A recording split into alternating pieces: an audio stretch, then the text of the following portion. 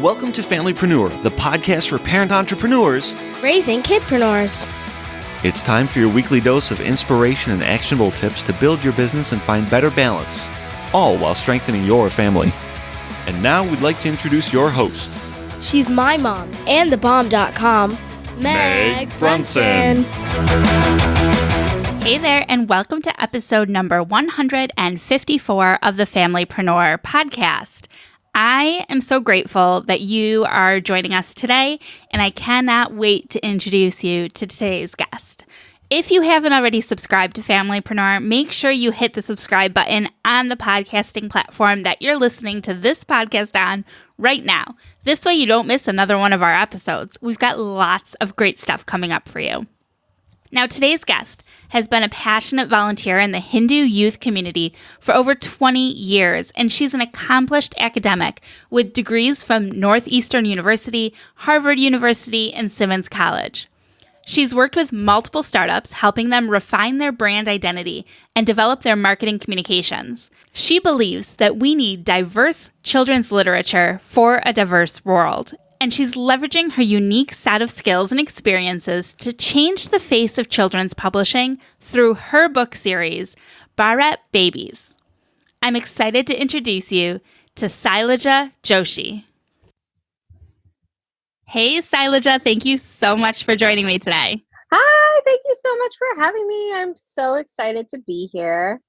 Oh, I'm excited to finally get you on the phone. I feel like we've both had some conflicts that keep trying to keep us apart, but we will prevail. I know the season of winter, aka flu season or, cold season has kept us apart. But now we're together in the spring of, this year. And that's what happens when you've got kids, right? Yeah, exactly. They don't always share, but when they do, it's germs. Yeah, it's not that chocolate ice cream that they're having. It's definitely germs. Exactly.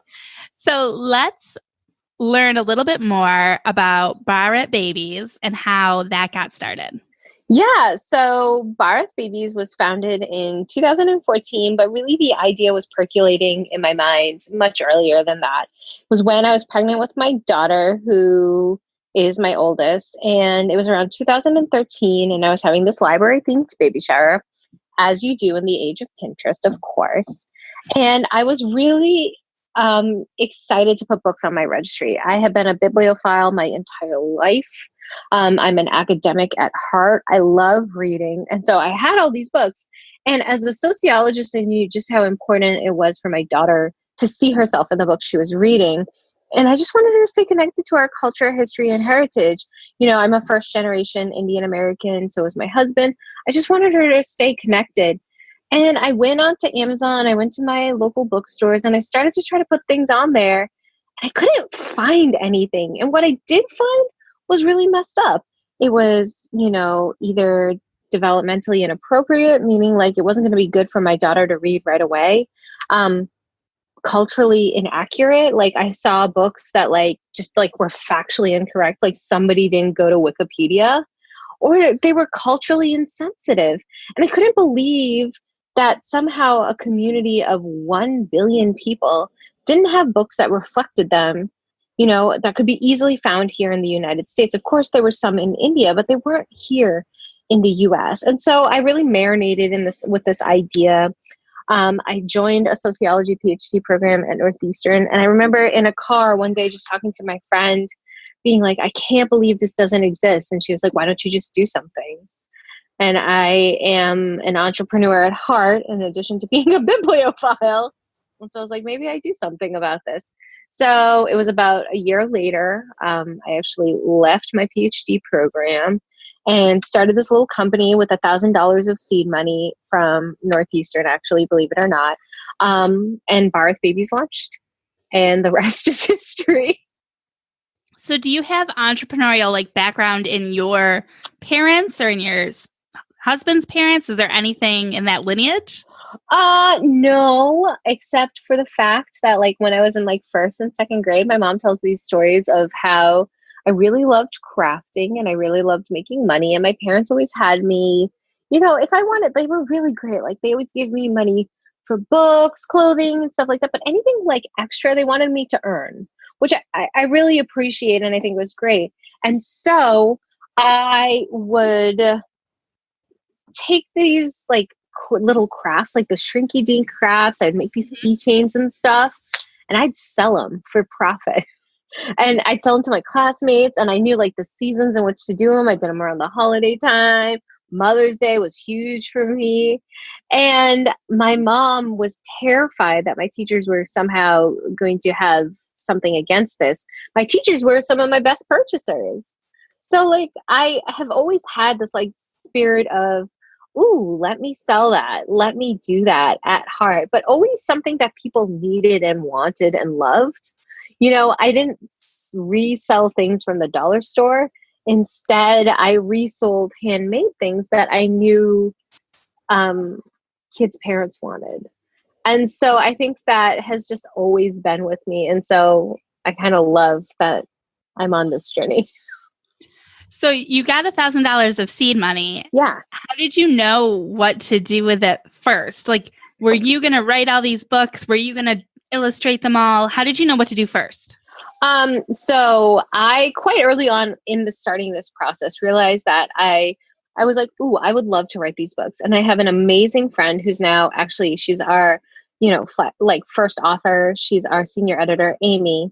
And we were part of the same moms group. So we were talking and she gave me this whole lesson essentially on what it takes to write a children's book. And she was like, go do it. And I tried to do it. And it was really hard. It was really, really, really, really, really hard. And I realized it wasn't something I was enjoying. And I had just come out of a place where I was doing stuff I didn't enjoy.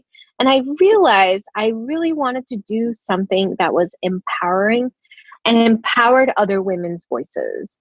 And so I was like, well, I told Amy this and I was like, would you write my book?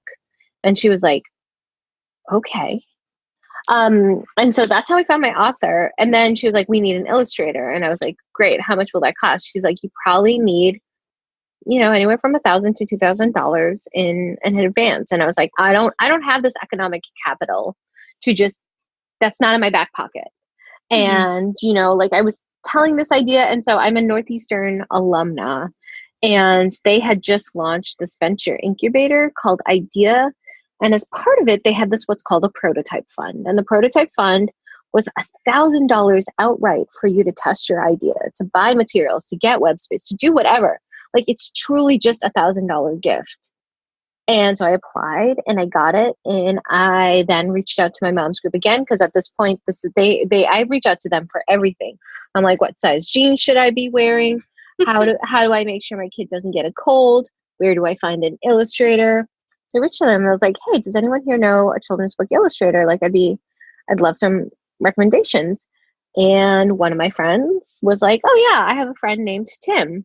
And the moment I talked to Tim, I was like, I need to hire him. And I remember my CMO on the other end, she's like, Sailaja, you can't just hire the first person you talk to. And I was like, yes, I can. It's my company. I can do whatever I want. But we actually did our due diligence. We talked to a handful of other people and he was hired. And I was just upfront. I was just like, listen, all I have is $1,000. If you can't work for that, I really respect that because I get it. This is your livelihood, but that's all I got. And I have a mission and a plan and stay with us. And he's illustrated I think at least 7 books with our company. Oh, wow. Since then, he's a phenomenal human being. Amy's a phenomenal human being. And I'm eternally grateful because Amy wrote the story, but when you're in picture books, it's really the illustrations that make it. And Tim has worked with Disney, Elle magazine. He had plenty on his plate and had no need to take this on, but he heard my mission and it resonated with him. And he's like, okay. So what makes diversity in children's literature so important? Yeah. So I tell the stat a lot. There are 5 times as many books about dogs and trucks than there are about all children of color. When you take a moment and when you take a moment and sit with that stat and realize that in my lifetime as a bibliophile, I probably had 4 books that had someone on the cover that might have looked like me. In that day and age, it was probably someone who was Latinx, African American, not even of Asian origin, And books are windows, mirrors, and sliding doors. They're windows that allow us to reflect and see ourselves. Or mirrors rather. They're windows in that they allow us to like peek in, especially if you're not from that same culture and community, peek into new communities. And finally, they're sliding doors and they allow us to step in to different spaces and communities. And when I started this company, I had thought that it's probably going to be people like me, first generation, second generation Indian Americans.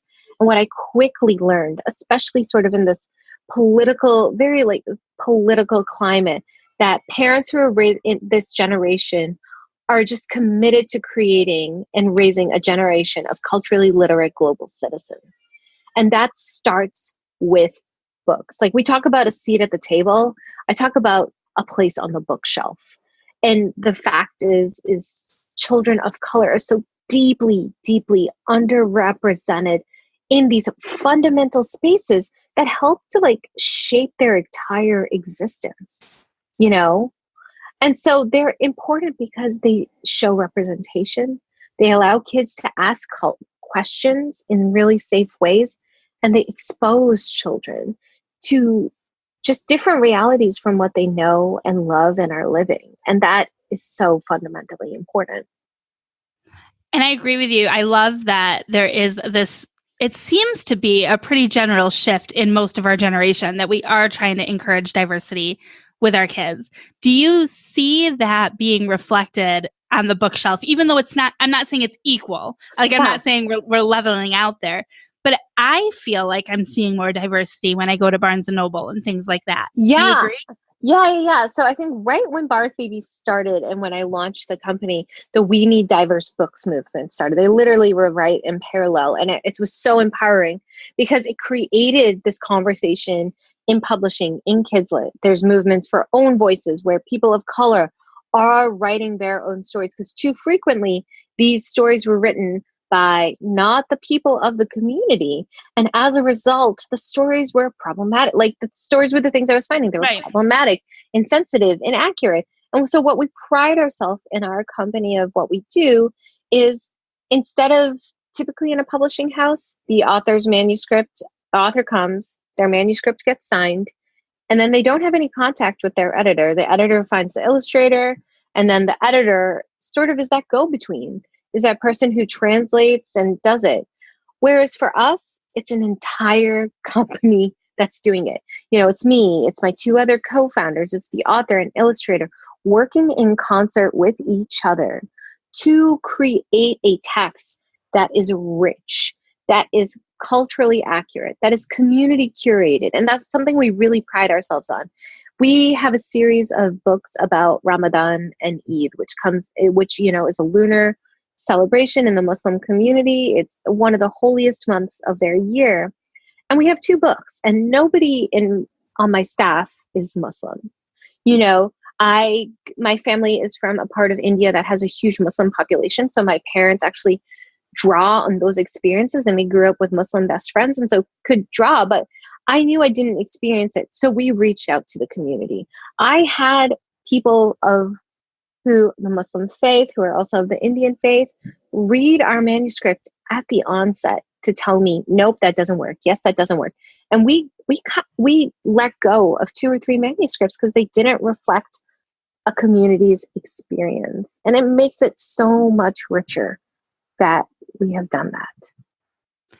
And I think that that's an important lesson that any business owner can really walk away with, is that it's valuable to bring in people of a diverse background to get their opinions on things like your marketing efforts. So my background is in marketing.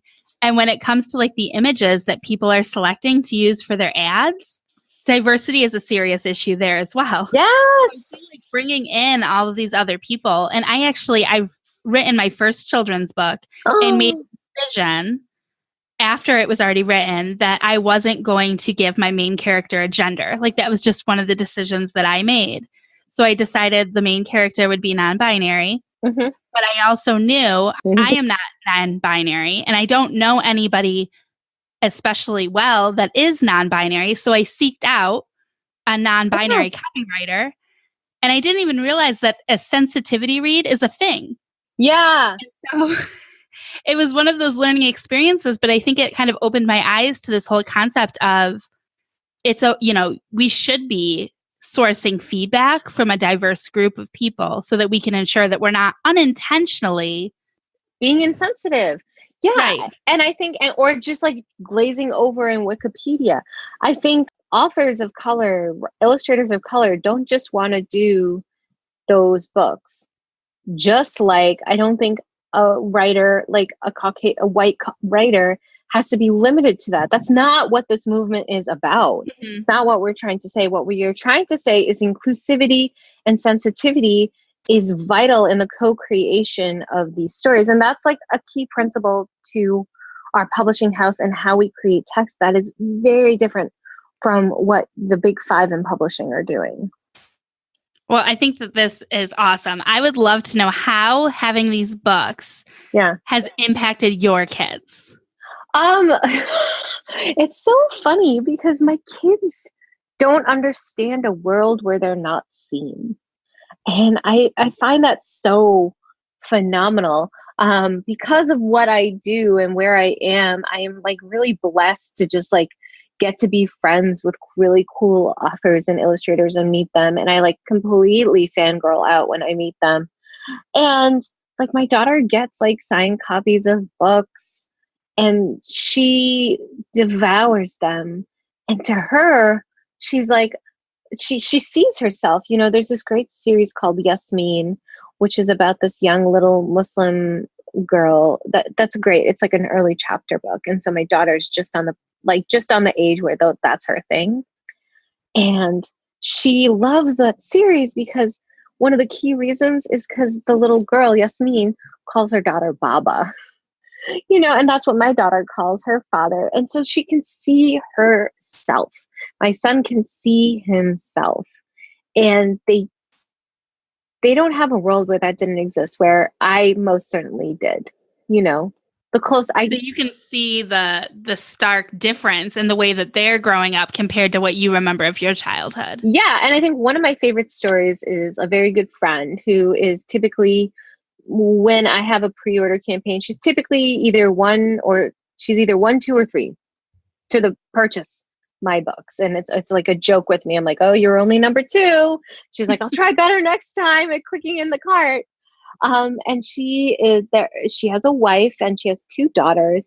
And her daughter one day was like, I'm not eating dinner. And her daughter was like, and mom was like, why? Like, you have to eat dinner. She's like, it's Ramadan. It's not sundown. I can't eat. I can't break my fast. So she got that from one of our Ramadan books. She was like referencing Amal's Ramadan.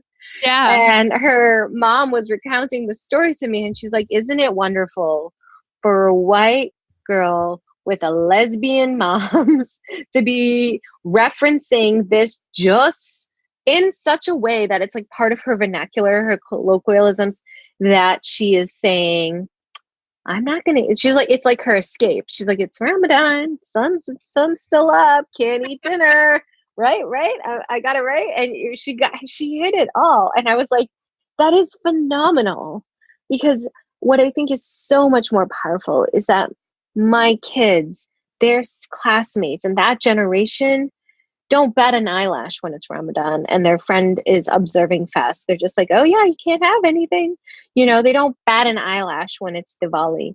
I think some of those, I always tell people I'm much more than a holiday. I'm much more than a special episode, and I tell people that we celebrate, our company celebrates everything from the everyday to the extraordinary. But like those little moments of the holidays especially become the easy latch-ons. But now it's just, like, the best thing someone can say to me is like, yeah, I know about that. And I'm like, yeah, me too, because of our books. Right. That's awesome. Now, what does balance look like in your house? Balance is tricky. So I tell people this, I have a full-time job. So I work a job that pays the bills. And it's not like, it's a pretty demanding job. It's for like a Fortune 500 company. And I'm really lucky that I have some amazing coworkers and who know what I do and who help me balance. So that could mean that like I need to take a PTO day to pitch to angel investors.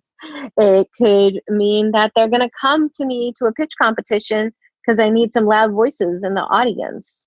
And so that helps me to stay balanced. And I do that and I'm honest. I think there are a lot of people in my place who could hide that. And I think that would have created a lot of anxiety for me. And so I just wanted everyone to know my true self. I can give my all in two places because I'm a woman and I'm able to multitask, and then I have my family who is phenomenal. I have a husband with just as demanding job as I do, if not more, who is doing bedtime right now, who can cook dinner, who knows when he has early mornings, who encourages me to travel because he sees the passion and he understands it. And because it's reciprocity. Because when he has those same needs, I am there. And it takes communication for us to make sure we are balancing our schedules because, the kids can't watch themselves. But that has been really key. And then I take my kids. Like if I have a launch, my kids are going to be there. It's going to be scheduled on weekend. They're driving down to New Jersey with me. If I have to go to a conference, come on down. Like I think they're part of my identity. And so to be able to have them there, and now they're starting to see the magic of it. They're starting to love being at booths with me. And my daughter is at an age where she can help me. She can ring up customers and stuff. And it's so adorable to see something that I created really as I had her, to have her be a part of it.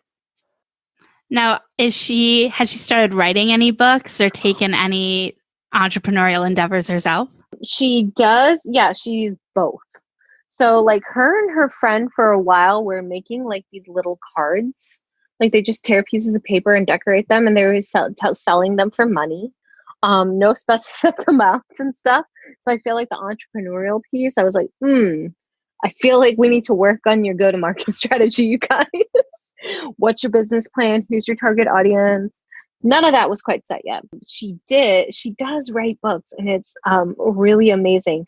Amy, who I talked about before, she locally started this group called Little Authors Club, where she teaches like 5 to 6-year-olds just the principles of writing a story. And she has these little booklets that she gives every class. And like each class, they go through a principle of what like a protagonist is, an antagonist, or like scary story, or the story.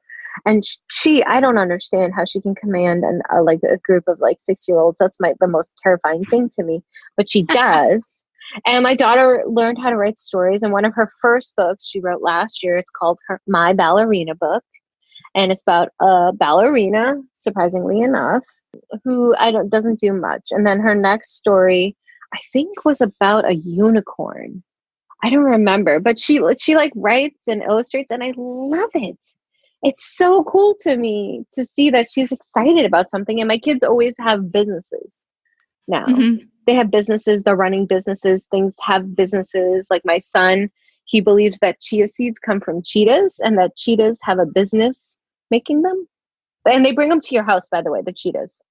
They bring yeah, no, I don't know if dangerous. Yeah, we're like, it's the most amazing, like, toddler preschoolism. Like, I get how he could figure out chia seeds, cheetah. I can see the like relationship in the sounds, and I love how he's just run with it. Just ran with it. It's like, they come to your house, they bake them in the oven, by the way. They eat something, they bake it, and then it comes out and they crush it, and that's how you get chia seeds. Oh, very interesting. I love seeing how kids' brains work. One of my favorite things to do when my kids ask me a question is just to, slingshot it right back to them and ask them what they think, like what they think the answer is, and then hearing them come up with what is a totally logical answer in their brains. Yeah, it makes sense. But like, I'm never going to let go of the fact that he thinks chia seeds come from cheetahs. Like, he's going to be like 25 and like bring home someone and be like, you know where chia seeds come from? You're going to have to get him like a big industrial sized chia seed thing for like a Yeah. wedding Yeah, gift. exactly. Lifetime supply of chia seeds. I know. It'll be hilarious. So what do you have in store for the rest of this year? Yeah, so this is this will be our 5-year anniversary, which is I can't believe it. I can't believe it. We'll be launching our 14th book in the fall of this year to help celebrate that.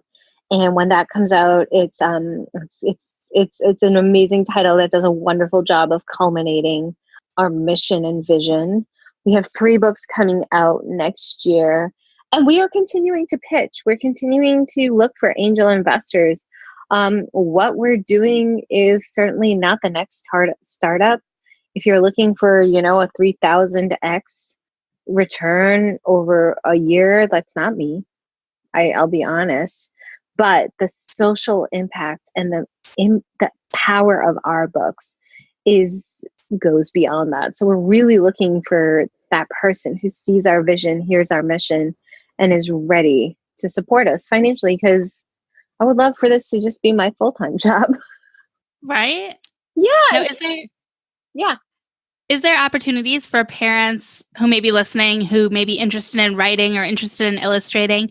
Could they pitch an idea to you, or could they work with you in some way? Yeah. So some of our criteria, maybe it's on our website, I can't remember now. Our really only requirement is that it's a South Asian protagonist. And that's really it. I think the world has a lot of Diwali stories, and, while I'm willing to always write another one, I'm really excited and encouraged to see stories of just South Asian kids being South Asian kids, because the world needs more of those books too. Sure. And what can we as parents do to start curating our bookshelves? I mean, I feel like that's a very overwhelming thought for me as the mom of 4 kids with 11 years worth of children's books. How do I flush out some of the bad ones? Some of the bad stuff and bring in more diversity. Yeah, I think what's great, like within our generation, like we're realizing just how bad some books are, and some are overtly racist, and some are covertly racist.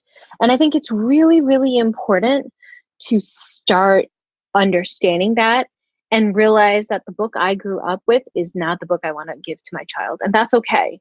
I'm not racist because I read it, and my child might not become racist because they're reading it, but that doesn't matter. We now know it's racist, so we're just going to say no to it. There are plenty of other books out there. Next, I think like a great place to start is starting to just simply go think about the ways that families are diverse and people are diverse, and see if they're represented on your bookshelves. And then filling in the gaps. Like, do I have a book that represents a single parent family? Do I have a book that represents a lesbian family, a gay family? Like, it sounds so like you're checking a checkbox, but it then starts to get you thinking and seeing all the other titles and gaps and spaces. Instagram is actually a phenomenal place for kids lit. There's some phenomenal people to follow on there. Here We Read, The Conscious Kids, like all of them are really good at talking about why it's so important to be actively, they call it like decolonizing your bookshelves, essentially, because it's what you have to actively do it. And it is hard and it is overwhelming. And I hear the question a lot, and I'm like, you're having the conversation with me now, so just do it. Like, start with my books. That's great. I love it if you do, start with them. And then also actively do things like when it's kids read aloud day, at your school, bring a book that features a diverse character. Go to your library and ask them for, the collection of our books or another diverse publisher and author. Little actions like that might not require any of your money, have an impact not only for us, but also as a publisher, but also have an impact on the kids. Sure, just because they can see more on the bookshelves to choose from.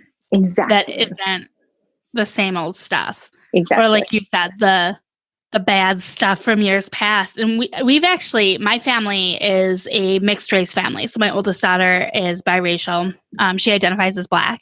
Mm-hmm. And we've been gifted racist books from people who thought that they were somehow doing us a service. Like I believe, like I have to believe in my heart of hearts that these people were giving us these books because they saw the diversity on them.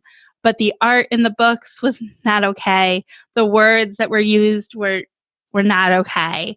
Yeah. And it's astonishing what's out there. It is astonishing. And I think I go back to that first moment of like being like, how is this even allowed?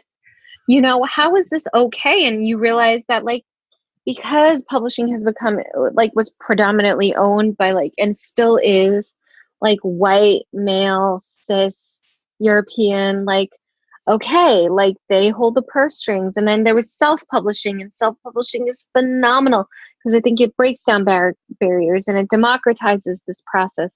However, not everybody should be like a children's book writer. And it's okay. It's okay. Even like, it's okay. But it's like, you see, because they're trying to write like racist without even knowing it. Right. And that's how, like, we just have to continue to break it down and actively work towards a more democratized bookshelf, which is, my mission. I guess. And it's attainable a little bit at a time. Yeah, absolutely. Yeah. Where can people buy your books? Yeah, so the best place to buy it from us is on our website, bharatbabies.com. In doing so, you allow us to keep the largest margin, and that means we can reinvest in our books the most. When you buy with Amazon, and believe me, I have a package sitting downstairs from Amazon, just to give everybody perspective, you buy a book from Amazon, it's going to take them 6 to 8 months before they give me any of that money. That's probably fine for a Procter & Gamble, less so for a small publishing house like me. So it's not a lot of money that you get. No, it's also not a lot of money. And I know we sort of, Amazon has created this wonderful space where I have to be on there. And somehow people think it's really wonderful that I'm on there and that it's an accomplishment, but it's by no means either one of those. But we're on there. And we've been number one in their category. So awesome. Yeah. Well, I will link to the Bharat Babies site because I know it's got a unique spelling. Can you tell me what's the background? Like, what does Bharat mean? Yeah. So the name was thought of pretty instantly by my co-founder and little sister, Srivani. And Bharat is the Hindi name for India. And it has a lot of different connotations, some political meanings and stuff, but it's essentially Mother India as Bharat. And so because our original tagline was inspired by India, made for little hands. And so that's how we got the name, but we're so much more. Awesome. I absolutely love it. So I will link to that in the show notes. And I just want to thank you for taking some time. I really enjoyed this conversation. I feel like diversity is definitely one of my core values. And so I'm happy to share this message with my listeners and learn a little bit about how you're balancing everything too. Thank you so much. You are the best. I really appreciated chatting with you and talking to everyone. All right. Thank you. Thank you. You'll find all of the links mentioned in this week's episode and the show notes at megbrunson.com/154. If you haven't already subscribed to the podcast, now's the perfect time. Go ahead to whatever podcasting platform you are listening to this very podcast in and hit the subscribe button so that you don't miss another episode. I also encourage you to join the Familypreneur community. Head on over to familypreneurcommunity.com and hit the join button. In that group, we continue the conversations every single week, and we would love to have you there. Until next time, have a really great week, and I look forward to talking to you soon. Bye.